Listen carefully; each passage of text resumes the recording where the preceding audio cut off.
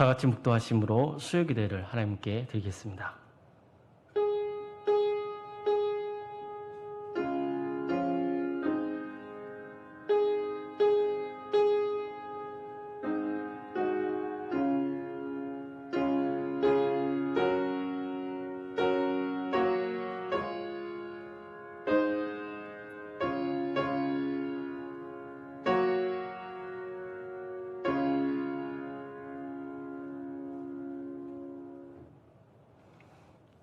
찬송가 85장 찬양하시겠습니다.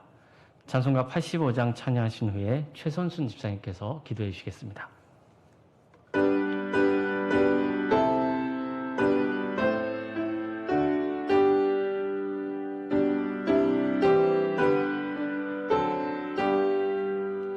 구주를 생각만 해도 이렇게 좋거든.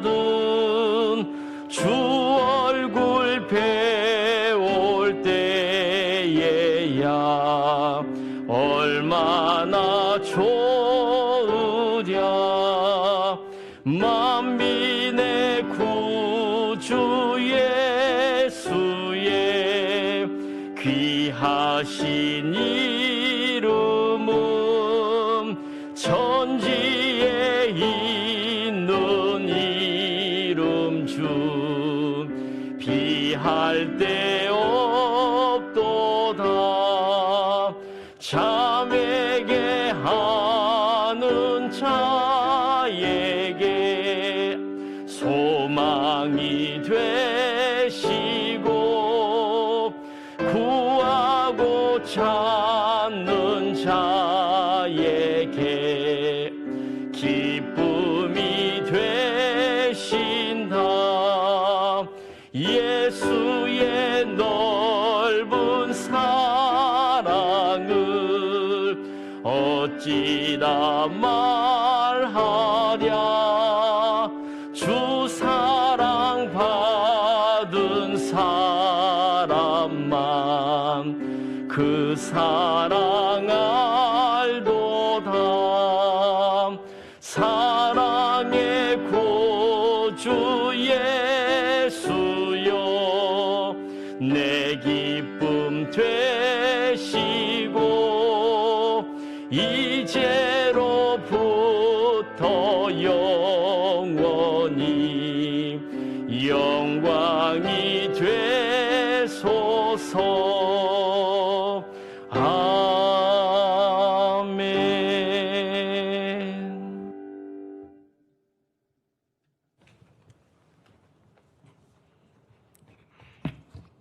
기도드리겠습니다.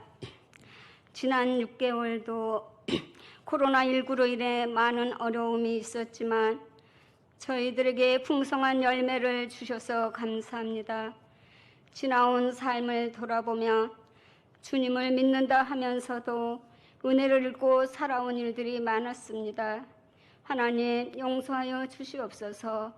코로나19로 인해 우리의 일상이 멈추고 그 멈춤 속에서 지나온 일상이 얼마나 소중했는지 체감하게 되었습니다.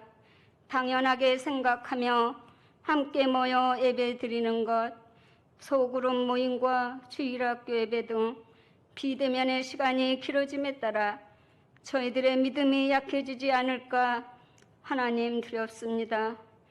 주 여호와께서 이 뼈들에게 이같이 말씀하시기를 내가 생기를 너희에게 들어가게 하리니 너희가 살아나리라.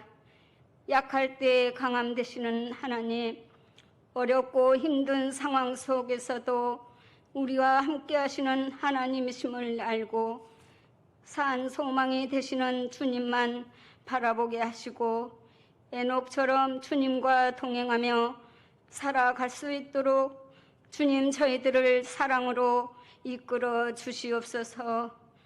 사랑의 하나님, 교회학교 부서마다 성경학교와 수련회가 예정되어 있습니다. 아이들과 함께 모여 예배드리지 못해 아쉬운 마음이 앞섭니다. 어려운 과정 속에서 주일학교 영상예배와 청년부 예배를 성령님의 인도하심에 감사를 드립니다. 주님의 은혜 안에 기쁨이 넘치며 좋은 열매가 풍성한 여름 사역이 되게 해주시고 준비하시는 전도사님과 선생님들 가정과 일터를 축복하여 주시옵소서. 소망의 하나님, 경제, 사회의 어려운 문제들이 회복되게 하시고 공의와 정의가 올바르게 세워지는 나라가 되도록 도와주시고 광야와 같은 이 세상에 성령의 단비를 내려주시옵소서. 말씀을 전해주시는 목사님에게 성령의 능력으로 함께해 주시며 모든 이름 위에 뛰어나신 예수님의 이름으로 기도드립니다. 아멘.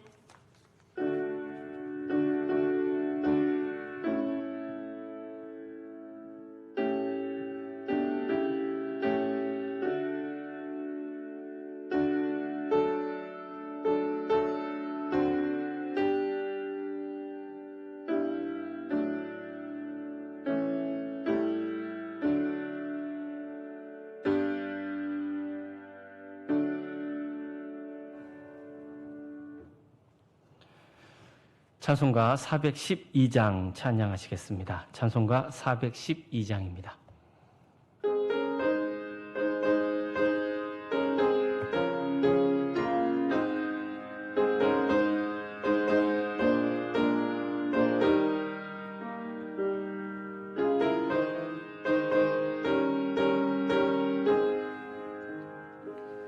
내 영혼의 극히 깊은 데서 맑은 가락이 울려나네.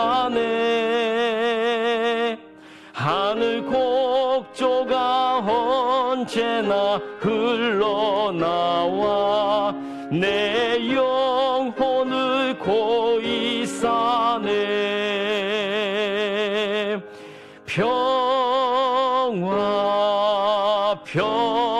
평화로다 하늘 위에서 내려오네.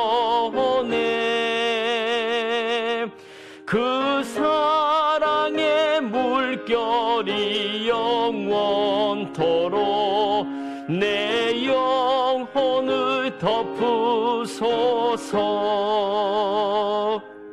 내 마음속에 솟아난 이 평화는 깊이 묻힌 보배로다. 나의 보화를 캐내어 가져갈 자 그 아무도 없으리라.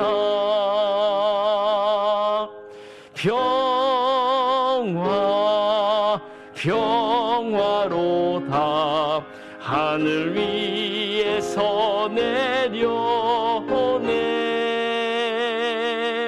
그 사랑의 물결이 영원토록 내 영혼을 덮으소서. 내 영혼의 평화가 넘쳐남은 주의 큰 복을 받음이라. 내가 주야로 주님과 함께 있어 내 영혼이 편이시네.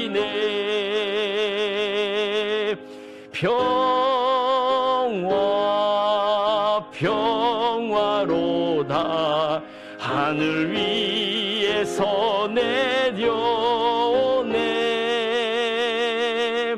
그 사랑의 물결이 영원토록 내 영혼을 덮으소서.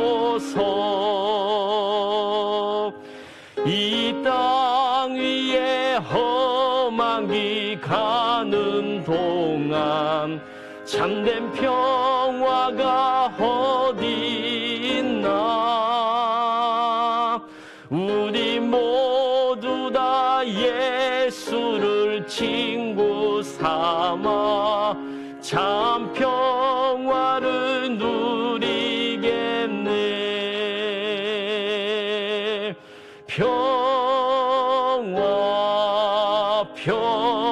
평화로다 하늘 위에서 내려오네. 그 사랑의 물결이 영원토록 내 영혼을 덮으소서.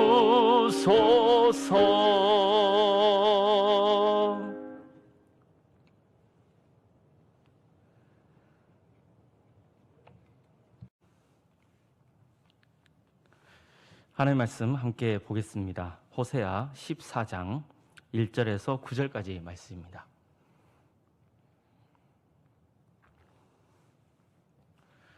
호세아 14장 1절에서 9절 말씀입니다.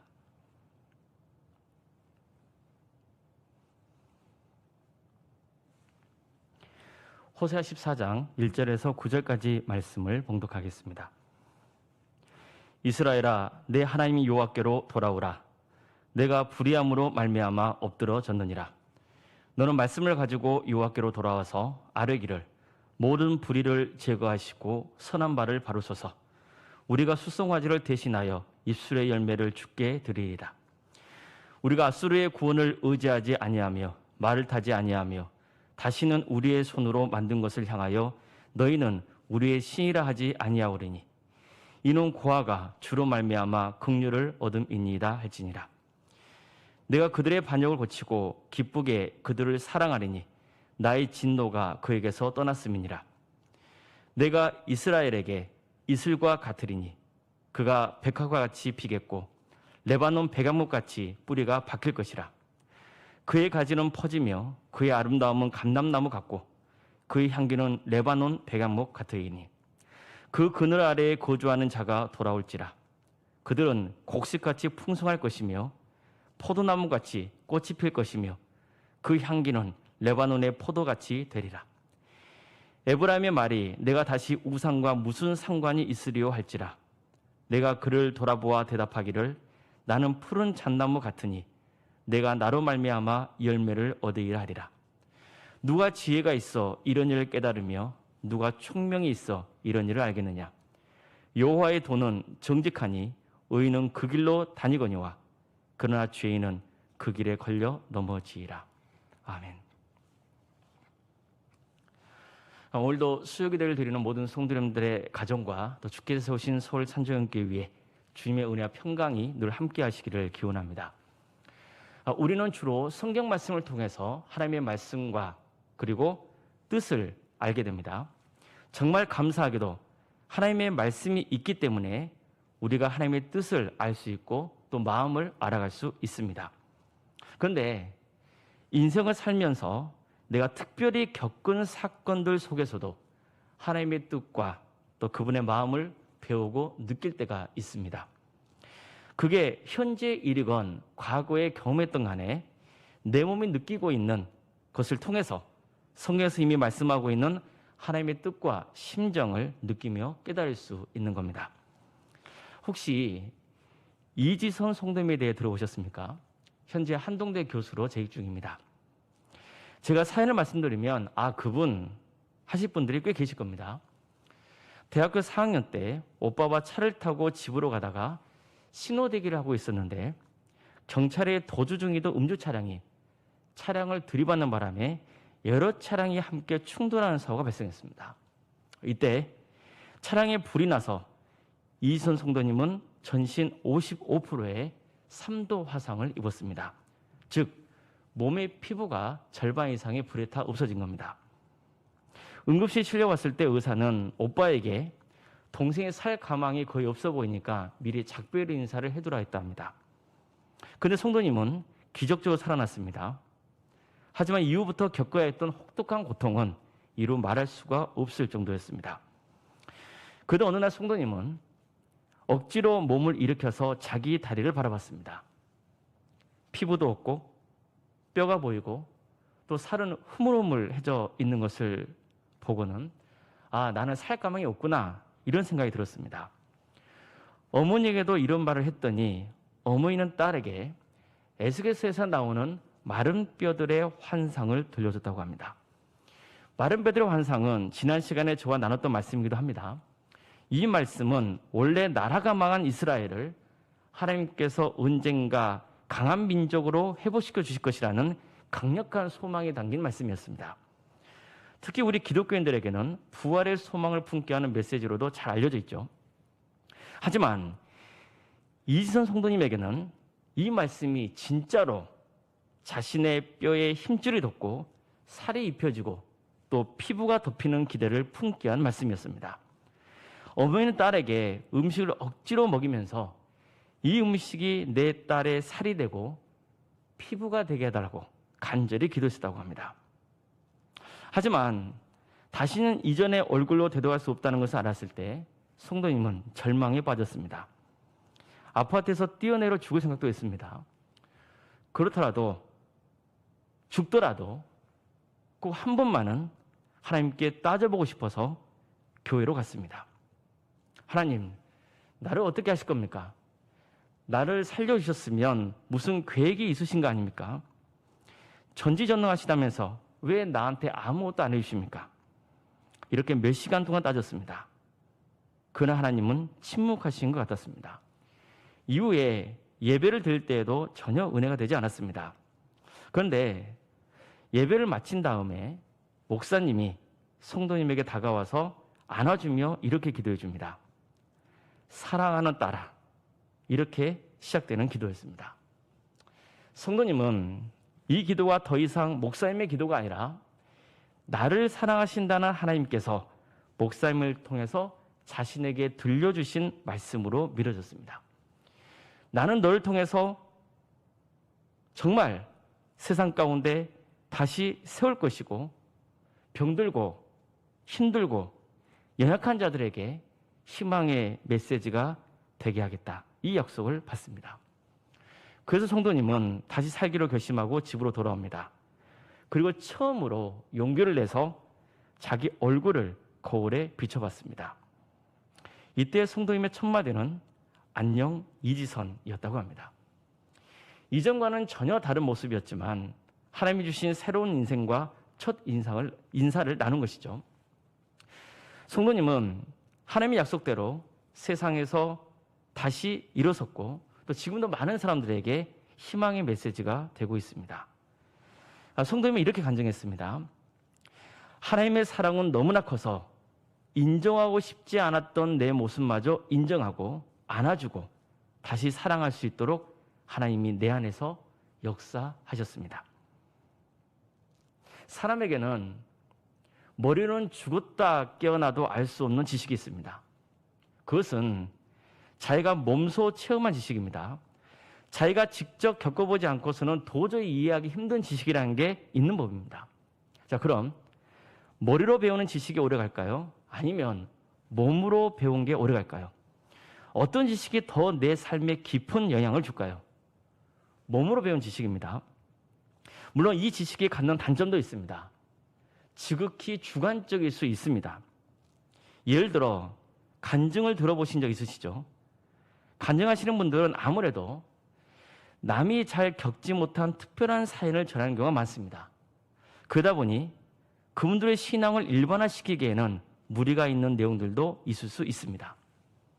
하지만 비록 그렇더라도 자기가 겪은 삶의 자리에서 전능하신 하나님을 만났고 은혜와 사랑이 충만하신 하나님을 고백할 수 있었다면 설령 그런 경험이 다른 사람들에게 일반화될 수는 없다 해도 적어도 자신에게서만큼은 가장 값진 인생의 경험이 되는 겁니다.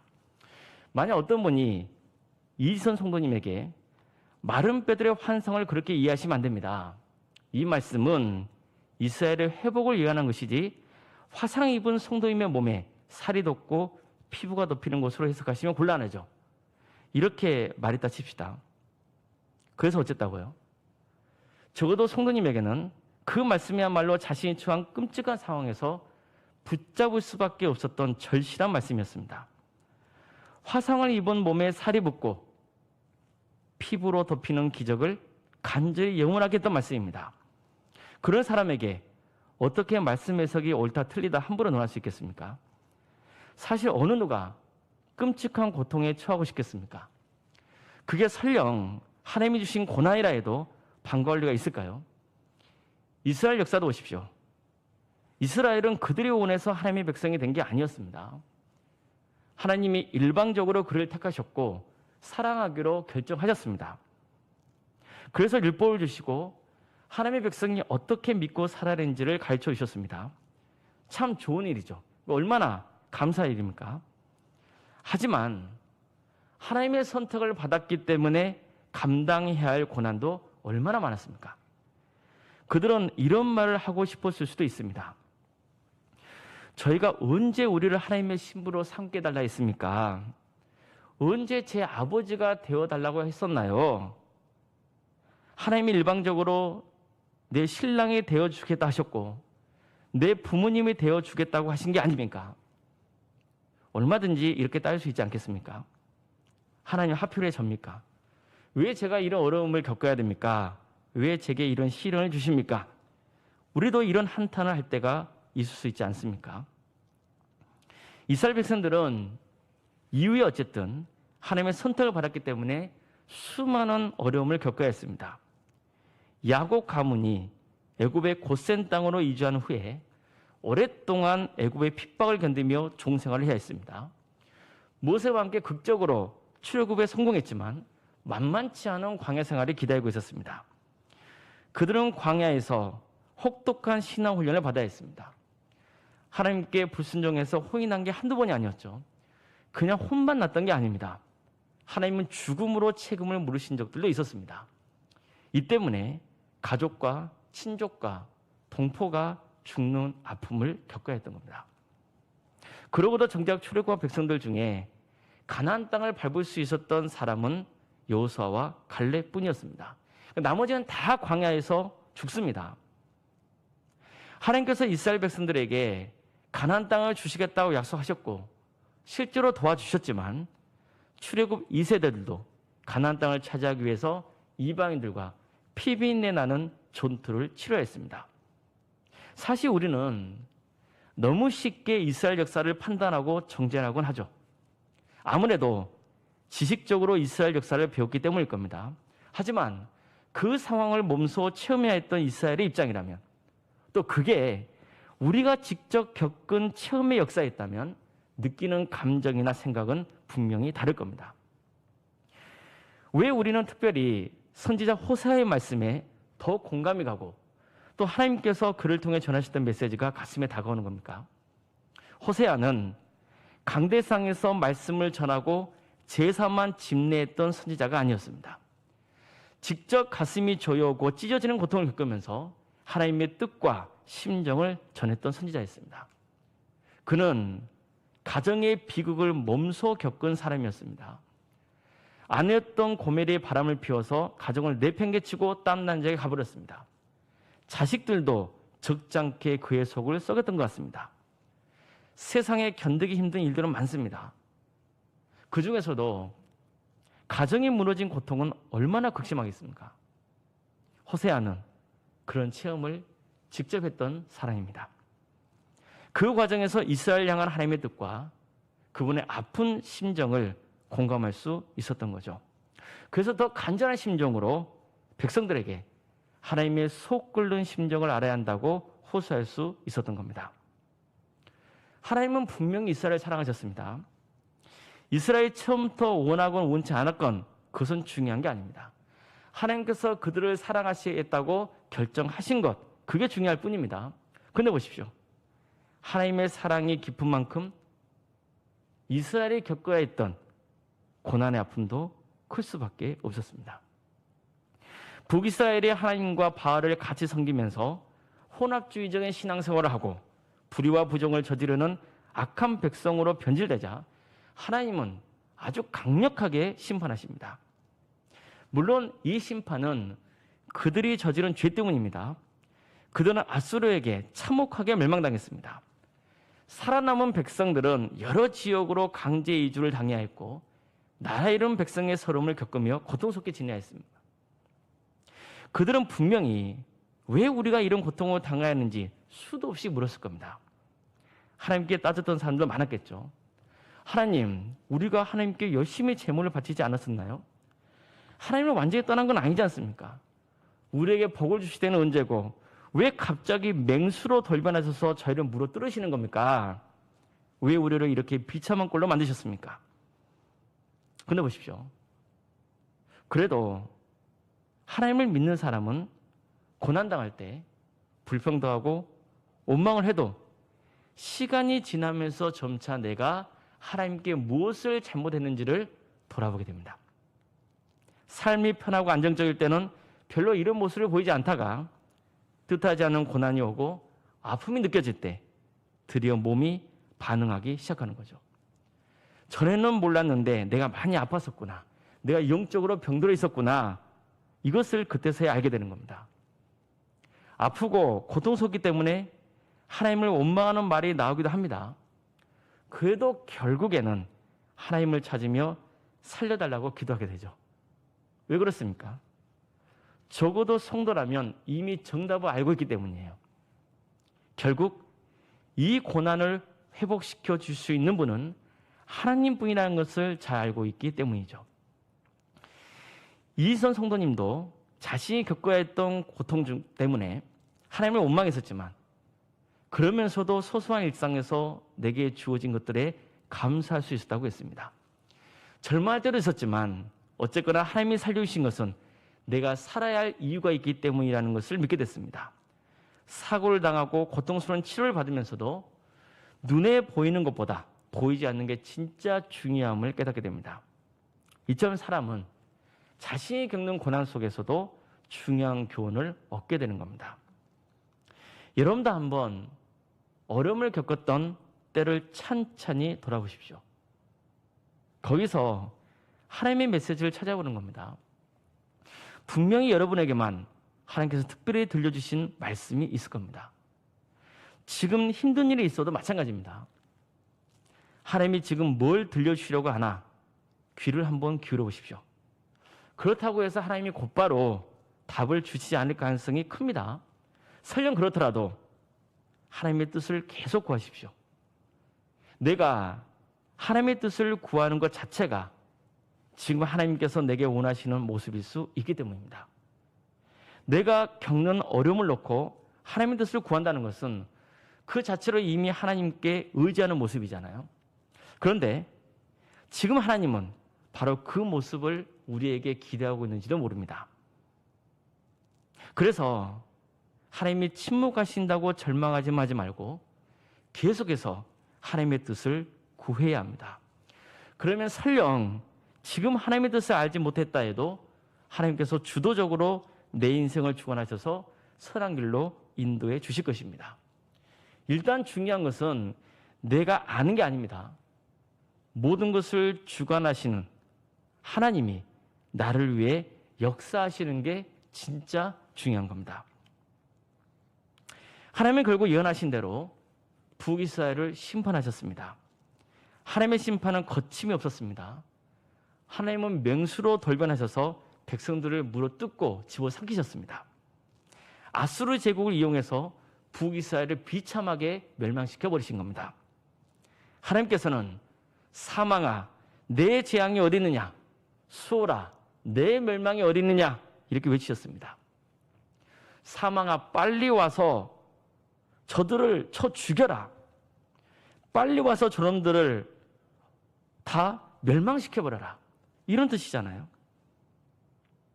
호세아 13장 말씀은 온통 심판과 멸망의 메시지로 가득합니다. 아수르에게 멸망당했을 때 그들이 얼마나 당황하며 고통스럽고 두려워 떨었겠습니까? 정말 상상을 초월하는 공포가 엄습했을 겁니다. 가족과 동포가 아수르의 칼에 쓰러지고 온 사방이 불에 타고 여기저기서 고통에 몸부림치는 절규가 들려올 때 그들은 전혀 하나님의 음성을 들을 마음의 여유가 없었을 겁니다.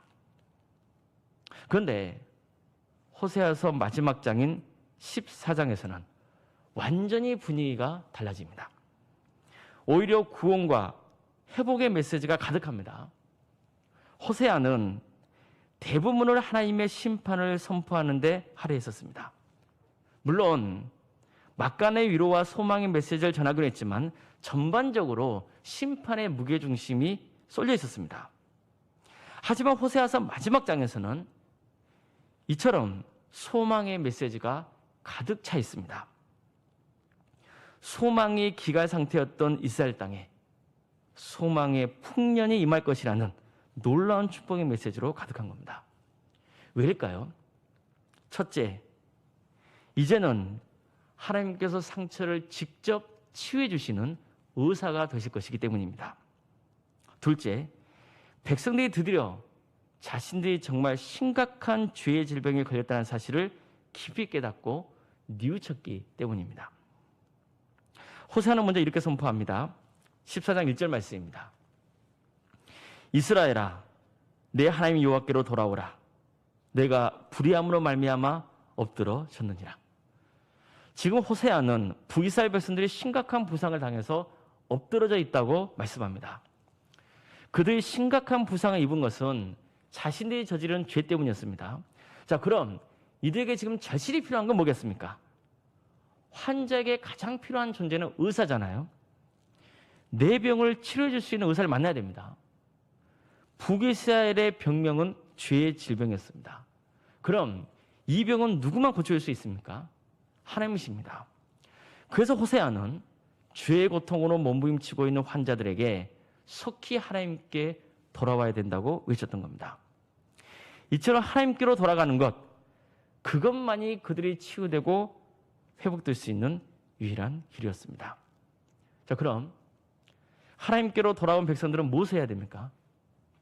회개해야죠. 자신을, 죄를 낱낱이 고백해야 됩니다. 그래서 호세아는 하나님의 말씀을 가지고 하나님께로 돌아와서 이렇게 아뢰라고 명했던 겁니다. 모든 불의를 제거하시고 선한 바를 바르소서. 우리가 숫송아지를 대신하여 입술의 열매를 주께 드리리이다. 우리가 아수르의 구원을 의지하지 아니하며 말을 타지 아니하며 다시는 우리 손으로 만든 것을 향하여 너희는 우리 신이라 하지 아니하노니 이는 고아가 주로 말미암아 긍휼을 얻음이니이다 할지니라. 먼저 호세아는 하나님께 철저히 용서를 구하라고 했습니다. 또 이제는 숫송아지가 아니라 입술의 열매를 드리겠다고 다짐하라고 했습니다. 물론 호세아가 활동하던 시기는 구약 시대였기 때문에 당연히 하나님을 예배하려면 숫송아지와 같은 제물이 필요했습니다.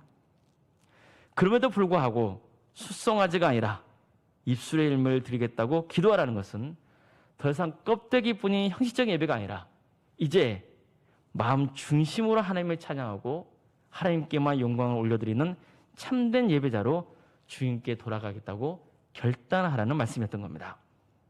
자, 이제 그들은 더 이상 아수르나 또 애국과 같은 이방 나라에 의지해서 나라를 지속시키고 발전시키려 하지 않겠다고 다짐해야 했습니다. 어떤 경우에도 우상 숭배하는 절연하겠다고 결단해야 했습니다. 호세아는 지금 우리의 처지는 고아와 같다 했습니다. 하나님을 떠난 북이스라엘은 고아와 같은 존재라는 사실을 알아야 했습니다. 자, 그렇더라도 이제 그들에게는 희망이 있습니다. 왜 희망이 있나요? 언제든지 다시 이들을 아들로 딸로 받아주시는 하나님 아버지가 계시기 때문입니다. 실제로 이스라엘이 이런 회개의 기도를 드릴 때 참 의사이시고 아버지이신 하나님께서는 이렇게 약속하셨습니다. 14장 4절 말씀입니다. 내가 그들의 반역을 고치고 기쁘게 그들을 사랑하리니 나의 진노가 그에게서 떠났음이니라. 그러면서 정말로 놀라운 약속들을 이어가셨습니다.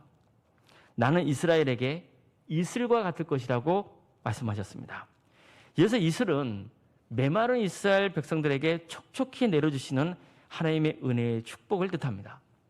하나님은 이스라엘의 백합화 같게 피겠고 레바논 백암목같이 뿌리가 박힐 것이라고 하셨습니다. 백화화처럼 이스라엘이 아름답게 세워질 것이고 백암목 뿌리가 땅속 깊이 박히는 것처럼 견고하고 흔들지 않는 강력한 나라를 세워주실 것이라고 하셨습니다. 그들의 아름다움은 감람나무와 같고 그들의 향기는 레바논 백양목과 같을 것이라고 했습니다. 이스라엘이 웅장하고 아름다운 나라로 세워질 것이라는 뜻입니다. 이스라엘은 이제 하나님의 그늘 아래에서 농사를 짓고 곡식을 거두며 풍요로운 삶을 살게 될 것입니다. 포도나무처럼 꽃이 피고 레바논의 포도주처럼 유명해질 것이라는 이 말씀은 이스라엘의 본성에서 여러 이방 민족에게 축복의 통로가 될 것임을 예언한 말씀입니다. 자, 어떻습니까? 하여간 좋은 표현은 다 들어가 있잖아요.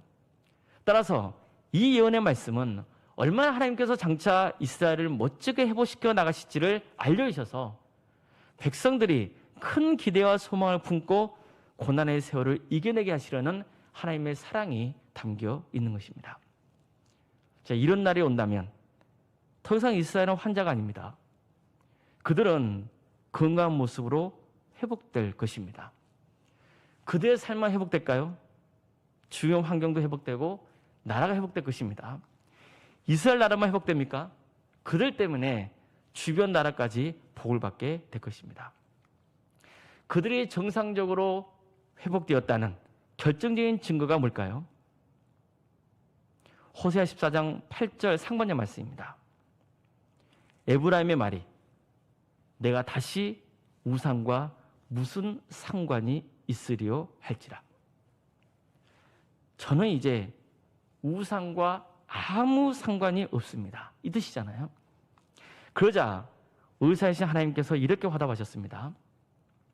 나는 푸른 잣나무 같으니 내가 나로 말미암아 열매를 얻으리라. 그래, 너는 이제 다 나았어. 정상이야. 앞으로도 내가 너를 지켜줄게. 내게 필요한 것들을 다 채워줄게. 이게 바로 그들이 정상으로 회복되었다는 증거인 겁니다. 사랑하는 성도 여러분, 호세아서는 절망적인 말씀으로 시작됩니다. 하나님께서는 호세아에게 너는 가서 음란한 여자를 맞이하여 음란한 자식을 낳으라고 명하셨습니다. 그 이유가 백성들이 하나님을 떠나서 음란한 짓들을 했기 때문이라는 것이었습니다. 호세아 기회는 말할 것도 없고 북이스라엘 전체에 이런 재앙이 어디 있습니까?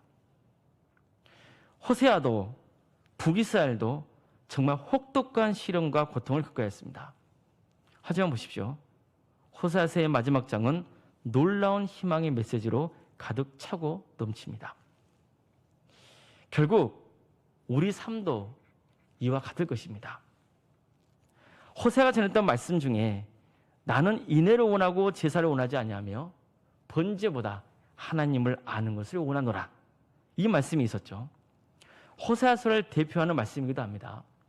특히 마태복음을 보면 예수님이 말씀을 2번이나 인용하신 것으로 되어 있습니다. 9장과 12장에 나옵니다. 그만큼 예수님도 이 말씀을 아주 좋아하셨던 것 같습니다. 그런데 특히 9장을 보면 예수님이 이 말씀을 전하시기 전에 다음과 같이 말씀하셨습니다. 건강한 자에게는 의사가 쓸데없고 병든 자에게라야 쓸데있느니라. 바리새파 사람들이 예수님께서 세리와 및 죄인들과 같이 식사하시면서 교제를 나누시는 모습을 보고 못마땅해 하는 것을 아신 예수님이 그들에게 전하신 말씀이었습니다. 그러니까 이 말씀의 구체적인 상황이나 내용은 차치하고 이 말씀이 주는 아주 강력한 관점은 하나님께 고침받은 사람은 아픈 사람이었다는 겁니다. 아픈 환자이기 때문에 하나님의 치료를 받고 회복의 은혜를 누릴 수 있게 된 거죠. 아픈 사람은 사연이 제각각일 수 있습니다. 육체적으로 아픈 사람, 또 정신적인 고통 때문에 아픈 사람도 있습니다. 내가 사랑하는 사람이 아프기 때문에 나도 고통을 느낄 수 있습니다. 주위의 악한 자들 때문에 억울하게 고통을 당할 수도 있고 내가 지은 죄 때문에 심판을 당해서 고통을 겪을 수도 있습니다. 이처럼 아프고 괴롭고 고통스러운 상황은 각자 다를 수 있습니다. 그러나 어떻게 아프고 고통스럽건 간에 하나님께 나아가고 하나님을 전적으로 의지하는 사람은 하나님의 돌봄을 받을 수 있습니다. 하나님의 그늘 아래 거하는 축복을 누리게 되는 것입니다. 어떤 사람은 바로 치유받기도 하고 어떤 사람은 시간이 걸리기도 합니다. 이것은 전적으로 하나님의 손에 달려 있는 것입니다. 그렇더라도 한 가지 분명한 것은 하나님이 고쳐주신다는 겁니다. 그리고 우리를 돌봐주십니다. 내가 그들의 반역을 고치고 기쁘게 그들을 사랑하리니 나의 진노가 그에게서 떠났음이니라. 이처럼 하나님의 불같은 사랑이 우리를 돌보시며 고쳐주십니다. 호세아는 마지막으로 이렇게 선포합니다. 14장 9절 말씀입니다. 누가 지혜가 있어 이런 일을 깨달으며 누가 총명이 있어 이런 일을 알겠느냐. 여호와의 도는 정직하니 의인은 그 길로 다니거니와 그러나 죄인은 그 길에 걸려 넘어지리라. 지혜로운 사람이라면 호세아서의 말씀을 깨닫고 총명한 사람이라면 이것을 마음에 새기라는 겁니다. 의인은 하나님의 길을 따라 삽니다. 그러나 죄인은 비틀거리다가 결국 넘어지고야 맙니다. 호세아가 이런 말씀으로 끝을 맺은 이유는 마지막으로 우리에게 다음과 같은 메시지를 전하기 위해서였습니다. 당신은 지금까지 내가 온 몸으로 체험한 하나님의 말씀을 들었습니다. 자, 그렇다면 이제 당신은 어떻게 살 겁니까? 하나님 앞에서 의인의 길을 갈 건가요? 아니면 죄인의 길을 갈 건가요? 하나님의 말씀으로 우리에게 하나님의 뜻과 그분의 마음을 가르쳐 주십니다. 그러나 동시에 하나님은 우리의 삶 속에서 이 말씀을 경험하게 하셔서 몸에 익히게도 하십니다. 그래서 하나님의 말씀이 내가 겪은 삶의 자리에서 살아 역사하시는 겁니다. 하나님은 우리를 위로해 주시고 필요한 것을 공급해 주시지만 도저히 우리가 이해할 수 없는 상황으로 몰아가기도 하십니다. 하지만 분명한 것은 이 과정에서도 하나님은 우리에게 말씀하고 계신다는 겁니다. 처음에는 그 말씀이 들려오지 않고 보이지 않을 겁니다. 그렇더라도 이 한 가지만은 꼭 기억을 해야 됩니다. 나를 어떤 식으로든 이끌고 가시는 하나님의 목적은 나를 살리려고 하시는 겁니다. 하나님은 북이스라엘 심판하셨습니다. 그러나 하나님의 마음은 이미 그들을 용서하셨고 그들을 치유하고 회복시키려 하시는데 다 있었습니다. 우리는 하나님의 섭리를 다 이해할 수는 없습니다. 나에게 이런 아픔과 어려움을 주신 하나님의 뜻을 알았다 해도 그 뜻을 받아들이기가 어려울 수도 있습니다. 그럼에도 불구하고 우리에게 가장 희망적인 메시지는 하나님이 나를 사랑하신다는 겁니다. 하나님은 나를 돌봐주시며 고쳐주시길 원하십니다. 하나님은 호세아에게 딴 남자에게 가버린 아내 고멜을 다시 데려오고 그 여자를 사랑하라고 하셨습니다. 호세아로서는 정말 받아들이기 힘든 명령이었을 겁니다. 하지만 그는 묵묵히 돈까지 지불하고 그녀를 데려옵니다.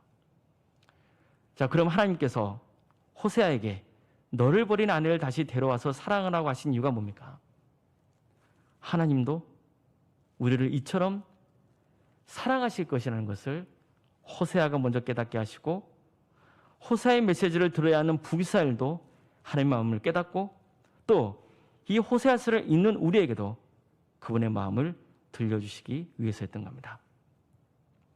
에브라임이여 내가 어찌 너를 놓겠느냐. 이스라엘이여 내가 어찌 너를 버리겠느냐. 이처럼 하나님은 우리를 너무나 사랑하십니다. 죄인을 용서해 주시고 품어주시는 이 위대한 하나님의 사랑만이 이 땅에서 우리가 기대할 수 있는 최고의 소망인 것입니다. 이 소망을 온몸에 간직해서 절대로 하나님의 뜻을 저버리거나 떠나지 말고 오직 하나님만을 사랑하며 하나님의 뜻을 행할 수 있기를 바랍니다. 어려움 중에도 낙심하지 마십시오. 결국 우리를 포기하지 않으시는 활활 타오르는 불같은 하나님의 사랑이 우리와 함께 하실 것입니다. 기도하시겠습니다. 기도하신 후에 축도로 수요기도를 마치겠습니다. 사랑의 주님, 하나님의 말씀을 통해서 우리를 향하신 하나님의 불같은 사랑을 느끼게 해주셔서 감사드립니다. 우리 죄를 돌아보게 하시며 우리가 아프다는 사실과 또 하나님이 우리를 치유해 주신다는 소망을 품게 해주셔서 감사드립니다. 지금 우리는 코로나 사태 속에 한참 내다볼 수 없는 어려운 시기를 보내고 있습니다. 성도들이 한자리에 모여서 주님을 예배하지 못하고 있고 더 적극적으로 세상을 섬기지 못하고 있는 형편에 처해 있습니다. 그러나 또 이 기회를 통해서 주께서 우리에게 들려주시라는 분명한 말씀이 있음을 믿습니다. 더욱더 우리의 신앙을 또 돌아보게 하며 또 하나님께서 함께 하시지 않으면 그 어떤 것도 우리가 할 수 없는 그냥 미천한 존재인 것을 또 깨닫게 해주셔서 감사드립니다. 무엇보다도 우리의 신앙이 많이 병들어 있고 우리가 아프다는 사실도 일깨워 주셔서 치유자신 주님을 바라보고 의지할 수 있도록 인도해 주시니 감사드립니다. 주님, 우리를 새롭게 하여 주시옵소서. 저희 모두가 절망의 길이 아니라 의인의 길을 가게 하여 주시옵소서. 지금 고통당하며 어려움 중에 있는 성도들을 주께서 긍휼해 주시고 그를 속히 치유해 주시며 회복시켜 주시옵소서. 그래서 주의 말씀이 우리에게 그 무엇과도 바꿀 수 없는 큰 위로와 소망이 되게 주시옵소서. 모든 것을 주님께 의지하오며 예수님의 이름으로 기도드립니다. 아멘. 이제는 우리 주 예수 그리스도의 은혜와 하나님의 사랑과 성령의 교통하심이 진정으로 삶을 회개하고 하나님께로 돌아가 주의 사랑과 권능으로 치유받으며 이제 주님 안에서 새 사람이 되어 더욱 마음을 다해 주님을 섬기는 참된 예배자가 되어서 세상에서도 빛과 소금으로서의 소명을 온전히 잘 감당하기를 소망하는 사랑하는 모든 성도들 머리 위에 주께 친히 세우신 서울 산정교회와 이 나라 민족 위에 또 언젠가 주께서 친히 역사하시어 모든 것을 새롭게 회복하실 것을 고대하는 북한 성도들과 동포들 머리 위에 지금도 영까지 함께 하시기를 간절히 축원하옵나이다. 아멘.